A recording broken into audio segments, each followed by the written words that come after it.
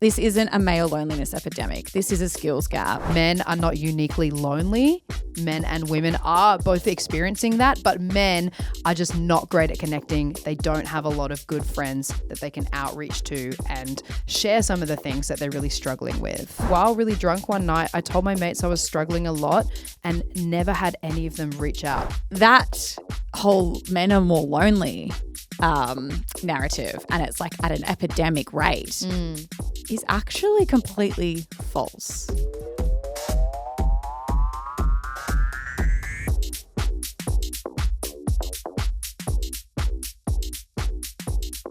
Hi, my name's Dee Salmon. Hi, I'm Pip Rasmussen, and this is The Hookup. This is the show where we talk all things love, sex, dating, and relationships. And roughly like once a month, we do a bit of a research episode where we deep dive into a topic. Yeah. Previously, we've done femcells, we've done AI and dating. We recently did birth rates and why they're falling. I know, it's actually our favorite. I reckon I would say it's one of my favorite episode that we do. Really? Well, yeah. Like I always say, but we always feel a bit more journalistic, you know? Yeah, it is and fun. like we get into the research and we dig deep. And let me tell you, the show notes are like a whole page long, and that just makes us like drool. So, We're literally like wet. yum, Instantly. hot. So yeah, we're really excited to bring this episode to you because it is something that we've noticed is in our feed a lot. It's become a huge cultural conversation. It's probably something that like you've noticed as well. The male loneliness epidemic. Yeah, it's a bit of a buzzword, and we wanted to unpack it and figure out some research behind what exactly is going on with this. Like, where did this come from? Is there any truth to the whole loneliness thing being attributed to men predominantly? What makes an epidemic as well? Like, why are we calling it this? And why is it gendered? Yeah. That's what we're going to unpack. Like, why is this specifically been a huge cultural conversation for men? And we're going to hear from you. We put it up on our Instagram at Triple J The Hookup, and we asked you how you were feeling. We're going to open up the floor. I feel like there's been a lot of like people telling you why there's a male loneliness epidemic without actually chatting to guys about how they're feeling. Exactly. It's definitely been a conversation that's been happening around you and maybe not involving you. So in this episode, we're calling you into the chat. And also at the end, we're going to figure out whether or not this whole male loneliness epidemic is even real. Stay tuned.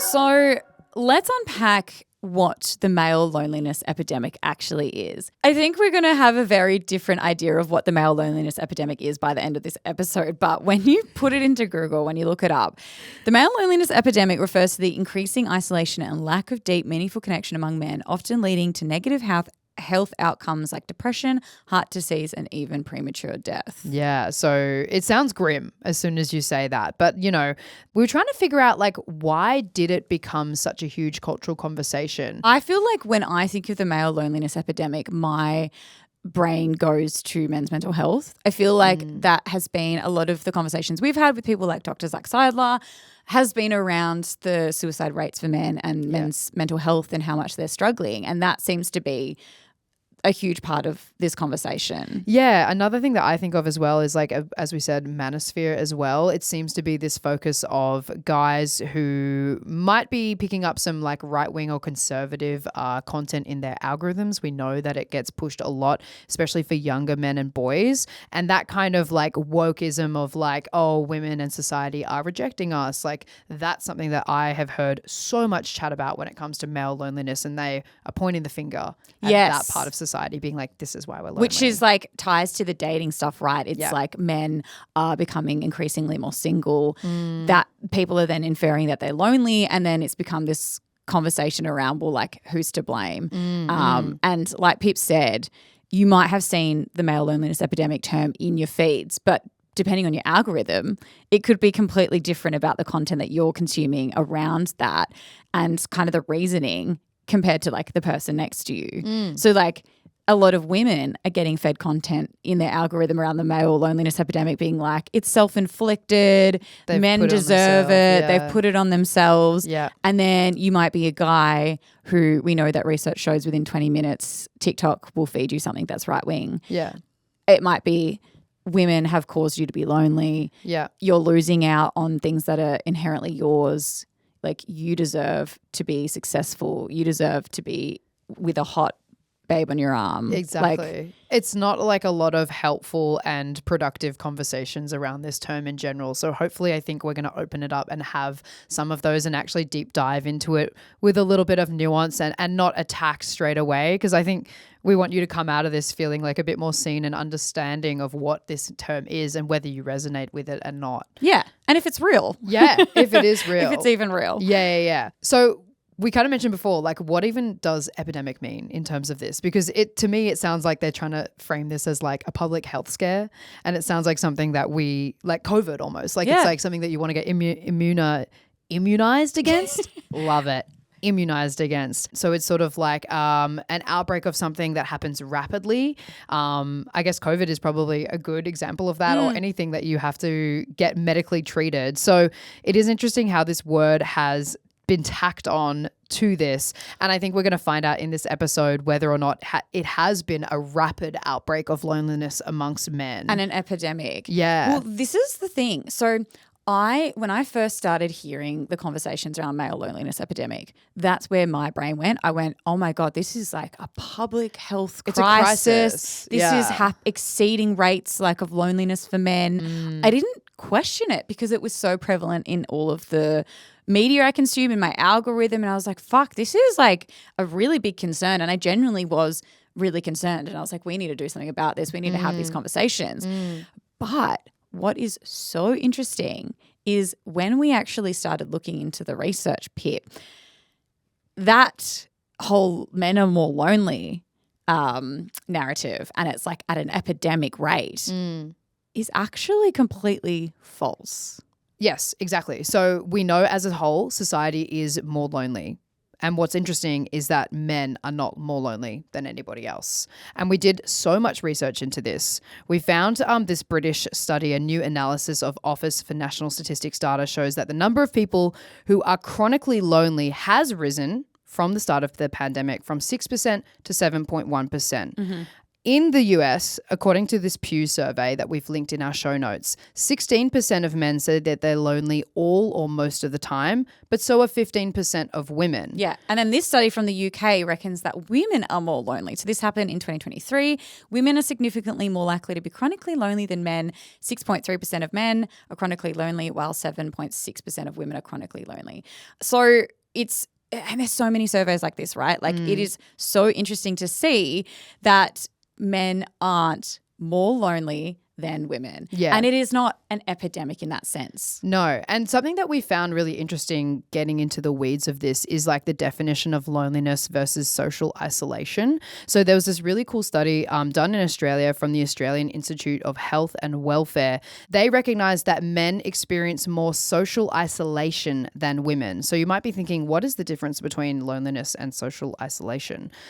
Social isolation means having objectively few social relationships or roles and infrequent social contact, whereas loneliness is just like an overarching feeling. It's subjectively unpleasant, a distressing feeling of a lack of connection to other people, along with a desire for more or more satisfying social relationships. Yeah. So loneliness, it's a feeling. You feel in yourself. You literally could be in a room full of people, right? Yeah. And feel incredibly lonely. You could be socially isolated with no one. You could be an introvert. You could be like, I like my own company, not be lonely, but be socially isolated. Yeah. So I think this is really important for us to get across that from when we were looking into this, the male loneliness epidemic has been, I think, wrongly phrased. And it is like a socially isolated, maybe not epidemic, but concern. Yeah. There is a concern for the difference between men and women when men are considered like lonelier in the sense that they are more isolated. Yeah, and the research backs this up as well. Something that we saw, a stat that just kept getting repeated in like everything that we were reading, is that men just don't have close friends. And there was this stat that says 15% of men report having no close friends. I think what we figured out from this research is that men are not uniquely lonely. Men and women are both experiencing that, but men are just not great at connecting. They don't have a lot of good friends that they can outreach to and share some of the things that they're really struggling with. Yeah. And this makes sense, right? Like if you think about maybe the guys in your life, or if you are a guy yourself, like your friendships, like have a think about how many close friends that you have that you feel like you can 100% emotionally rely on, right? You can call them up and share your deepest, darkest secrets. You can be really vulnerable. You know that they'll be there for you no matter what. And I think for women, finding those friendships or thinking about those friendships is really easy. Yeah, I would say like I have like at least 4 to 5 ride or dies. And these are people who I would come to in a crisis, as Rihanna said. Before we even press play on this recording, I spent about half an hour complaining and opening up about some issues in my life. And all the girlies in the room, like we just unpacked it. You know, I just feel like no matter what I'm experiencing, I'll never feel shame. I'll never feel like I can't call a best friend and be like, hey, this is what I'm going through. And they are such nurtured, emotionally fulfilling, deep, meaningful, connected relationships that I have. And yeah, it feels like sometimes guys might not even have one of those relationships, which is startling and scary. And I totally understand why people are concerned and freaking out about this. Yeah, so anecdotally, this is how we feel about it, and we can talk to our guy friends and girlfriends about this, but we wanted to know what you thought of it. So on the Instagram at Triple J the Hookup, we did a poll. We asked you, do you feel like you have strong, emotionally connected friendships? 60% of you said yes. This is for guys. Oh, yes, guys. 40% of you said no, which is obviously good to see. 60%. Greater than 40%, but still 40% is a huge number of people. And I would just like to caveat that our audience, I feel like, are very like open-minded, and they are a bit more vulnerable, and they do care about these kind of conversations. So I would say that those numbers would be very different if you were just polling your average guy in Australia or the US. Do you know what I mean? Yeah, 100%. Like I think we have a very great particular audience. And a lot of you told us that, you know, it's that whole, you know, you brought up in this be a man, be strong, rub some dirt in it, suck it up kind of mentality. Antoine said, I can 100% relate to this. As a male, opening up to another male about your mental health is so hard because of the stigma. Benny says, as a disabled man, I struggled to open up because most people don't care, including loved ones. The moment I opened up, most people just shut me down and told me to man up. What I find really interesting as well is because I think as a whole, society, at least here in our Western culture, has progressed quite a lot when it comes to encouraging men to open up about their mental health. And we are having a lot of like cultural conversations around gender and like challenging some of those preconceived ideas that we've been socialized to believe, right? But according to data from the Survey Center of American Life, 15% of US men said that they did not have close friends in 2021 compared to 3% in 1990. That's like over 30 years ago. Yeah. And the increase, like there's been a huge jump of men who don't have close friends compared to 30 years ago. So it's interesting because like, yes, there is like obviously a huge part of this that is like how you are socialized gendered wise. But you would think that in the 90s there would have been more pressure to be like that stoic man that doesn't open up and isn't vulnerable when we think about like our dads compared to like our brothers maybe. Yeah. I wonder if it's like a technological thing as well. 100%. Like back in the 90s they just had like a landline phone. They would actually go and meet up with their friends rather than just like game or text or whatever. And they had money to do so. And now there's so many more pressures. Like people are time poor. People don't have money. We don't have those third spaces anymore to actually like cultivate friendships. You know, you told us as well in the DMs, again, this stat is something that you really relate to. 15% of you having no close friends. Ty saying, I don't have male close friends enough to confide in. The friends I do have would take the piss. Riley saying, having to suck it up so much or else I get taunted. Can't express emotion without being made fun of, which is so horrible. And by the way, we had so many people respond to that one that we put up on our story, and everyone was like, get new friends. Yeah. Immediately. So it's something that is easier said than done, just to get your new mates and to be able to confide in people. And we're going to dive into more of that in this episode. Yeah. And I think another thing that you mentioned in our DMs was that you felt like your friendships were really surface level as well. So not only do you feel like it's all just like hanging shit on each other, banter, like taking the piss, but it never goes anything further than that. So Dean said, I have a close friend group of really good mates, but it feels like as soon as it gets deep, the conversation stops and doesn't go below the surface. Chris says, I have lots of friends, but I don't know how many of them care on a deeper level. And interestingly, from some women, Rosie said, I notice a difference in my friendships as a female compared to my partners. Most of his friendships seem super surface level and they connect more through interest than life experiences, views and emotional connection. Yeah, Ashley also said the same. When I go away, my boyfriend only sees his mates once a fortnight and it's for beers and minimal connection. Maybe you're a guy and you're hearing this and you're thinking like, I don't want to have like a deep emotional chat with my mates every time I see them. We don't operate the same way as you. Like, it's not what I want. I think like something that you might want to challenge yourself and think about is like, yeah, that's fine. We're not asking you to have that every time, but wouldn't it be nice to have the option? Like, wouldn't it be good to like know that you had someone in your corner if you were really struggling with your mental health and that was an option there? What we're seeing from your DMs and the stats is that people aren't there for you, like when you need it. So something to think about if you're kind of thinking like, I just want to have beers with my mates. Yeah. There will be a time in your life where you need someone for more than just a beer. Yeah. Like Matt said, we deal and talk about things in a different way to women. And it's like, that's true, but that's also not what this conversation is about. And clearly, like men are struggling because they aren't having these more meaningful, connected, deep friendships. Yeah, and we'll hear from people in a sec. They want to. Like, you guys are wanting it and you're needing it in your lives, but it's not being met.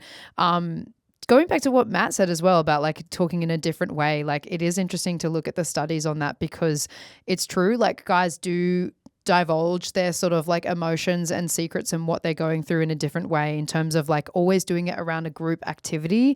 So like often like you'll be playing a video game or you'll be like watching sport together or something like that. And actually there's a term for this. It's called sideways listening. So basically it's when you're like shoulder to shoulder and you're not looking at each other eye to eye. Side by side. And because when you're face to face like that, it is a lot harder to open up for guys. And so this sideways listening or shoulder to shoulder is actually something that I found on the Men's Health Line. Like, this is like a Mensline website advocating for men's mental health and to talk about it. They literally have in their tips, they're like, hey, go do something like shoulder to shoulder with guys because that's how you guys do it. And it was interesting as well. Like, I was watching, I keep referencing Love is Blind. Love is Blind. Love is Blind is literally so many interesting topics coming out of that. But something that I noticed is that the guys in the pods where they cannot see their partner were opening up and being so communicative and feeling so free and open to talk about what they were going through or their past. As soon as they're out of there face to face, they're literally like, mute, can't talk about it. And then the women are like, wow, he was so great at talking in the pod, but now nothing, which is not great. Like, you want to be able to talk to someone face to face. Like, and I think that's like, it is definitely gendered, but I think a lot of people can relate to that, right? Like, sometimes it just takes like going for a drive and sitting next to someone to be able to have that hard conversation or to be vulnerable and open. There's a place for it 100%. It's definitely something that I think a lot of people find easy to do, but then it is clearly gendered as well because it's how we're socialized. Like, when you think about primary school, at least in my primary school, like the girls would literally sit in a group on the oval and just like face each other and chat, whereas the boys would go off and play footy or they would play line chasey or they would play basketball, and it was always sport related or it would be like side by side gaming, whereas the girls, without a doubt, we were always in a circle and we were always facing each other. And I think that's carried out into adulthood. And it's definitely not to shit on the way that if you do open up to your mates like that, that's definitely not what we're saying. We're not trying to criticize you with it at all. We're just saying we as women are afforded a new level of intimacy and deepness when we can actually like face each other and like have a really deep conversation in that way. And like we said before, you guys are asking for it. You want your friends and you want to be able to do this. We had so many DMs from guys being like, I have reached out and I'm getting nothing back from people when I'm in like a low state. Nick saying, I often feel excluded and that I don't belong anywhere. I'm always reaching out but never reached out to. And this one from Sam really broke my heart. He said, while really drunk one night, I told my mates I was struggling a lot and never had any of them reach out, which is just something that you and I would never experience ever. We would be in tune if we were slightly off. Like, I don't know. Oh my God, totally. If my friend is like slightly like a little bit like reactive or like I can tell something shifted, like I'll be like, hey, you okay? Like, what's going on? Like, like, you know, it's always a conversation. Like my friends and I will voice note each other and be like, oh my God, my period was early. I'm about to kill someone. Or like, you know what I mean? It's like we're so in tune with each other. And I think that like what Sam said, like the fact that he even verbally said, I'm struggling. And it wasn't even like just like off of cues, and that no one showed up for him or even bothered to like ask those deeper questions. Yeah. It's really fucking sad. It is sad. And I think like you bring up such a good point in terms of like a skill gap, like a skill issue here. Like again, we are socialized to be in tune with each other and ask those questions, and we're so lucky in that we're like not shamed for it, which is great. But we also were skilled up to do it since we were like young children. And this is something that you guys pointed out in our DMs as well. Justin saying men don't ask hard emotional questions of their friends. They're afraid to, or they don't know how to. Patty again saying, in my opinion, guys aren't very good at checking in with each other or follow-up questions. It's a lack of social skills. And I really love this framing. And this was actually something that Pip and I saw on Vulgar Drawings. Shout out Vulgar Drawings. We love you. We've had her on the pod before. It's somewhere deep. It's probably like 3 years ago. Two years at least, yeah. She's amazing. She's awesome. But she basically has like infographics where she explains pretty in-depth topics, and she like will draw to explain them. And so she did one on the male loneliness epidemic, and she spoke about this as being a skills gap. She said, here's the problem. When people use the phrase male loneliness epidemic, it feels tonally wrong, right? It's because it's passive. AKA, it implies it's happening to men without them having any involvement in it whatsoever. I think instead it should be called the skills gap. Men are victims of the patriarchy too. They haven't been taught to value emotional skills like women have, nor have they been taught the importance of building friendships and communities like women have. And I just think that's such a great way to phrase it. It's like, this isn't a male loneliness epidemic. This is a skills gap. And the more you have awareness around it and kind of unpack and question some of the things that you've been socialized, which isn't your fault, the more likely you are to be like, hey, okay, I'm a victim of this. Like, I'm gonna actively make a difference in my friendships and try and practice these skills. Yeah, 100%. And like going on again with the gendered versus socialized concept of this, because we're trying to unpack, is it just a male problem or is it everybody? You know, you came in hot with so many great points on this. Peter saying it's the same for both genders, but men are in the spotlight now because it's used in red pill propaganda and sociological studies, while some women experience it the same and find less harmful ways to cope with it. I think Peter here is like absolutely spot on. Like he's just identified like so many good points here. And as he said, we are, you know, as women socialized to deal with our struggles and our loneliness differently, and it's in slightly less harmful ways. Like what he was pointing out, it's like this entitlement and the flaming of like the victimization of men in this male loneliness epidemic, if we're going to look at it from that lens, like buzzword of like, oh, it's happening to you. So, like society hates you, women hate you, like that. You're entitled, like you're entitled to a relationship, like which is, you know, why we're seeing like so much violence against women. I mean, even when we did the femcell episode and we researched that and we found out that femcells, even though there aren't that many of them, but the ones that do exist, they literally are like, oh, it's a me problem actually. It's not society. Like, and it's just such an interesting way that we cope with our loneliness and poor mental health in such different ways.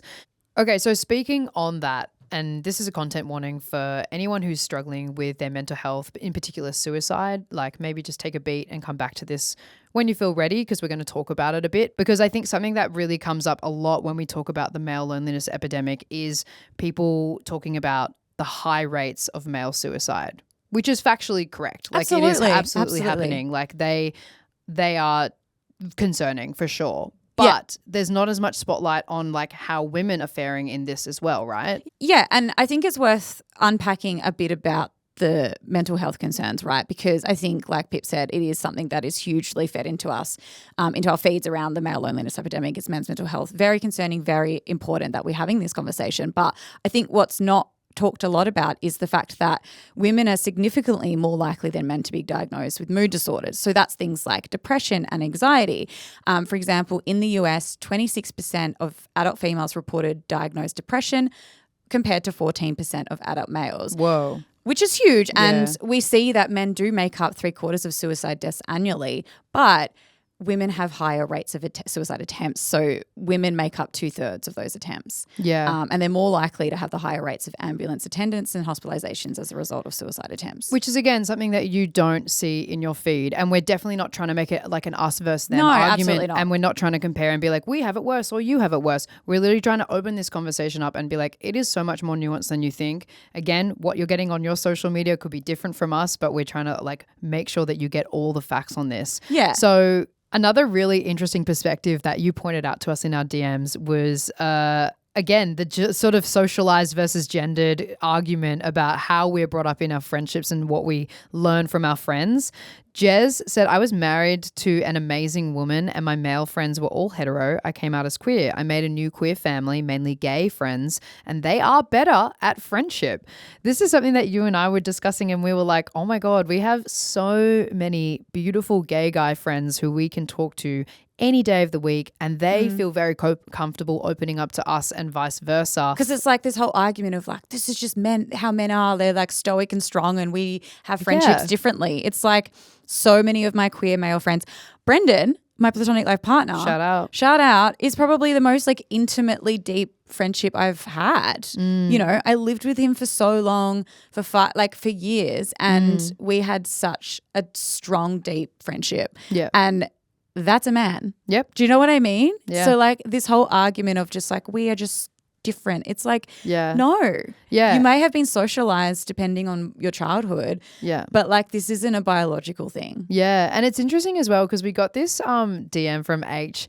I've read stories from trans men who found the world was a much colder place after they transitioned. People no longer smiled at them. People weren't as polite. People didn't open up to them as much. And it's a pretty damning reflection of the societal attitude towards men. I think a huge part of that plays kind of like what Jez said around like coming out queer and having gay friends and queer friends and being like, wow, I have way better friendships now. It's like, you will be the sum of the people you hang out with, right? Like if you are a guy who only has straight male friends and it's very bro-y and it's very like banter and it's very surface level, like that's what you're going to get.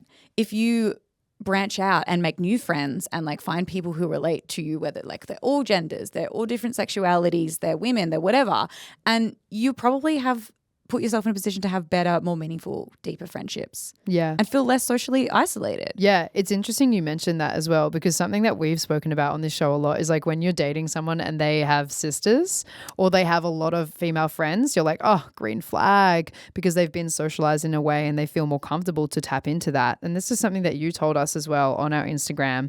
Jared saying, most of my friends have been women, so I've always felt encouraged to open up. Declan as well, being emotionally available enough to have female friends is a huge help.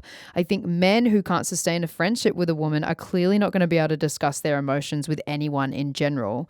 Now, this is interesting, right? Because this is good. We love it. We know it's a green flag and it's great and it's helping you open up. But there is on the other side of this needle a bad spot that you can sometimes find guys go into a little bit where it's a bit of an over-reliance on the women in their life to be their therapist and to take on those burdens and to talk to only them about their mental health and not any of their guy friends. Yeah. We got this DM from Zach saying, I'm 19 years old and I feel like I cannot open up to any of my mates. I heavily rely on my girlfriend and female friends to express my thoughts and emotions. And this is, like we were saying before, like depending on what you're getting in your feed, this is a huge cultural conversation in a lot of like women's feeds. Like that people are saying enough is enough. Women are burnt out from carrying the emotional labor in their relationships, the mental load. They feel like they are their partner's best friend, their everything, their lover, and they're like, my male partner has no friends of his own and I've become everything to him. Mm-hmm. And a lot of women are like acknowledging that, calling it out and being like, things need to change. Courtney says, love my partner, but it annoys me that I always have to be the one that organizes hangouts with our friends. But even with his own separate friend, if I don't do it, he never sees anyone. And it's not like it's not a social person. He very much is. I don't think he likes to reach out to people. Mel said, my partner has loads of friends but doesn't open up to anyone emotionally apart from me. Daniela says, my ex is still relying on me for emotional support because he doesn't have good friends and struggles to make new ones. I mean, I've anecdotally heard that from my friends. Even I've had that experience of exes feeling like that I was the only person that they could go to while I had broken up with them. I was like, this isn't right. I didn't want to say it, but I was like, literally you. Literally me. Like, I'm like, where are your friends? And it was hard, and it still is. Like, and you know, you told us in the DMs that you're feeling this. And again, like what we're seeing in our feeds compared to some of the other male loneliness context or content, the man keeping of it all, which is kind of exactly what you mentioned. There was also this study from SciPost that summarized findings that after a breakup, men are more likely to report feelings of loneliness, sadness, and reduced life satisfaction than women. And we know for a fact that women feel better when they're single and they don't have a male partner if it's a heterosexual relationship. So men are doing worse. They don't have friends to turn to.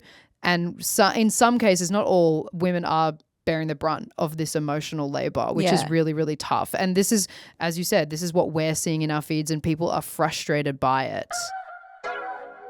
So this is causing a lot of women to feel really frustrated and burnt out. And we saw this in our DMs. Bella said men did this to themselves. If they put in as much time and effort into fostering their friendships and non-romantic relations as they do objectifying and oppressing women, there would be no epidemic. So this is something that, like we keep saying in our algorithms, in our circles, this is the general discourse around the male loneliness epidemic. And with this one, we put it up on our stories and we had so many replies to this, and it was really varied. So Gareth said, so true. Ellie says, yep. Luke said, this attitude is why males don't open up. And Sam said, super reductive and unhelpful. Yeah. And H, who you heard from before, also sent us a pretty nuanced DM about this. They said, so I disagree when people say men brought it on themselves. Namely, men are victims of the patriarchy. The average guy who was born into it doesn't go, wow, this is awesome, I'm going to keep perpetuating this. Men from a young age are taught that showing emotion and being vulnerable is undesirable. It makes them weak, makes them soft, or whatever. They're victims in this regard. However, it's also patriarchy that insists that this is just the way men are. This is just the way women are, and there's nothing we can really do about it. Men are essentially gaslit, but by other men. You can't really blame young men who are effectively being groomed by figures like Andrew Tate for falling for it too when they are victims as well. And this is the thing. That's completely valid and that's fair. On. And it's like, this isn't, like, it is so deep, the way that we are socialized and now gendered, especially if you're straight, it is so deep that there are probably parts that we don't even realize is influencing us when we show up, right? And if you've never been taught how to have deep, meaningful conversations or have those skills to be able to have like conversations with your friends, like eye to eye or whatever it is, like how are you supposed to know how to even begin and where to start? And I think conversations like this, personally, I think are really helpful because it's the awareness. Like if you are listening to this or watching this and you've never even thought about the way you've been socialized, depending on your like who cisgender, like you aren't going to like try and find ways to unlearn. Do you know, does that make sense? Yeah, 100%, 100%. This awareness is important. And I truly think that like guys here have suffered so much from the indoctrination of this patriarchy from the moment they set foot in the playground. Yeah, and clearly, like we've been saying, the research shows they are socially isolated. But I think it's worth questioning the male loneliness epidemic. A lot of people are saying there's no such thing. Yeah. There is no male loneliness epidemic. It is simply a loneliness epidemic for everyone. By arbitrary gendering a universal loneliness, a fragmented society becomes further fractured and the discourse surrounding relationships become a breeding ground for misogyny. I think like what I've come to conclusion after doing all this research and hearing all your takes is that, yeah, it's not really an epidemic. These are long-standing issues that a lot of groups are facing, women, minority groups, all of us. And also it needs to be rephrased. It's not a loneliness epidemic. I'm sorry, but it's not. It's not. It's not a loneliness epidemic for men because it is a loneliness epidemic for everyone. Yeah. Or even, I wouldn't even call it an epidemic. There are higher levels of loneliness now than before. Yeah. I think it's an issue. It's not an epidemic. It all comes back to the patriarchy every time. I know. The umbrella term, and no one wants to talk about it. But I think I think it's worth, like we've been saying, just questioning it when you see it in your feed, having a bit more nuance to this conversation, doing the research. Yeah. Because I will put my hand up and say, for years I've been going like, fuck, this is a crisis, without actually looking into the research. Yeah, I know. I genuinely was like, oh my God. I feel the exact same way. Men are like insanely lonely. Yeah. So much research says that's not true. Yeah. I do want to shout out before we wrap this up that there were some really lovely DMs from people where people who have experienced really bad things and then have come to realize that they can rely on their friends, they can draw it within themselves. Dom saying, since my dad died nearly 2 years ago, it's brought me so much closer to my mates. A massive decision not to isolate myself meant that I've become so much more open, and I'd like to think that I'm now the person my friends go to when they're sad. So give your friends a ring, lads. I love that. James also saying, I used to feel lonely in an unhappy relationship. In the breakup, I got closer to my friends and realized how important it is to have vulnerable conversations with more than just your partner. And now I'm in a very happy relationship, have a few vulnerable relationships with my friends and fam. And between my girlfriend, friends, fam, and dog, I'm never lonely. Go be vulnerable. It makes you strong. That is really beautiful. I love that. I know.